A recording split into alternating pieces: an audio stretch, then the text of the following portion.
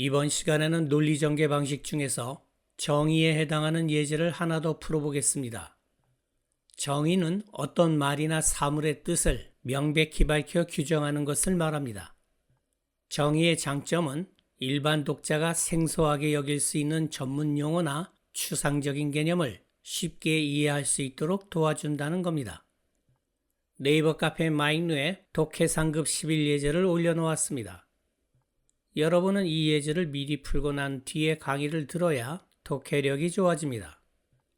첫 문장을 볼까요? 행운의 여신은 종종 눈이 멀었다고 비난받는다. 그러나 행운의 여신은 인간만큼 눈이 먼 게 아니다. 핵심어는 fortune. fortune은 행운이란 뜻이지만 F를 대문자로 쓰면 행운의 여신이란 뜻이 됩니다. 주제는 행운의 여신은 눈이 멀지 않았다 정도 될 것 같습니다. 행운의 여신이 아무나 무턱대고 도와주지 않는다는 뜻이죠. 뒤에 나올 내용은 행운의 여신이 눈이 멀지 않았다고 주장하는 이유가 나오지 않을까요? 문제를 봅시다. 윗글의 내용과 일치하는 것은 1번, 더 평범한 자질이 강화되지 않은 천재성보다 우위에 있다. 2번, 행운의 여신은 선함을 추구할 때 해안을 가지고 있기에 자신의 은총을 근면한 사람에게 주었다.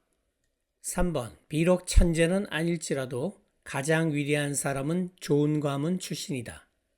4번, 인간 대다수는 자신의 실패를 불운 탓으로 돌린다. 보기 2번에만 핵심어가 들어가 있지만 내용 일치 문제이기 때문에 아직 정답을 결정할 수 없습니다. 두 갈씩이 아닐 수도 있다는 말이죠. 계속 읽어봅시다. 실제 생활을 자세히 들여다본 사람은 발견하게 된다.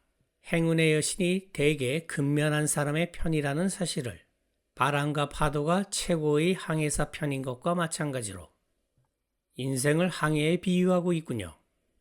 인간의 탐구 중에서 가장 높은 분야를 추구할 때 평범한 자질이 가장 쓸모있다는 걸 알 수 있다. 즉 상식, 집중, 전심전력, 그리고 인내 같은 것이. 인간의 탐구 중에서 가장 높은 분야는 철학이나 과학 같은 학문일 겁니다. 작가는 이런 걸 추구할 때 중요한 것이 평범한 자질이라고 주장하고 있습니다. 천재성이 필요 없을 수도 있다. 비록 가장 높은 경지에 오른 천재가 무시하지는 않겠지만 그런 일반적인 자질의 유용성을 지니어스는 문맥에 따라 천재 혹은 천재성이라고 해석하면 됩니다. 가장 위대한 사람들은 천재의 힘을 전혀 믿지 않는 사람들이었고 세상 경험이 많으며 현명하고 인내심이 있는 사람들이었다. 더 평범한 종류의 성공한 사람들과 마찬가지로 어떤 사람들은 심지어 정의했다. 천재성이란 강화된 상식일 뿐이라고. 천재란 평범한 자질을 강화한 사람이라는 정의를 소개하고 있습니다. 이 글을 전체적으로 보면 작가는 정의라는 논리전개 방식을 이용하며 실제 생활과 학문에서 중요한 건 천재성이 아니라 상식과 인내 같은 평범한 자질이라고 주장하고 있습니다. 다시 핵심어는 common qualities. 주제는 평범한 자질의 중요성. 문제를 봅시다. 윗글의 내용과 일치하는 것은 1번, 더 평범한 자질이 강화되지 않은 천재성보다 우위에 있다. 작가는 천재성보다는 강화된 평범한 자질을 더 중시하므로 이건 본문 내용과 일치합니다. 이게 본문의 주제죠. 2번, 행운의 여신은 선함을 추구할 때 해안을 가지고 있기에 자신의 은총을 근면한 사람에게 주었다. 이 보기는 함정입니다. 본문에 따르면 행운의 여신이 근면한 사람의 편인 건 도덕적인 선함이 아니라 실제 생활과 인간 탐구의 가장 높은 분야를 추구할 때이므로 이건 틀렸습니다. 3번, 비록 천재는 아닐지라도 가장 위대한 사람은 좋은 가문 출신이다. 이건 본문에 없는 내용입니다. 4번, 인간 대다수는 자신의 실패를 불운 탓으로 돌린다. 이것도 본문에 없는 내용이네요. 정답은 1번.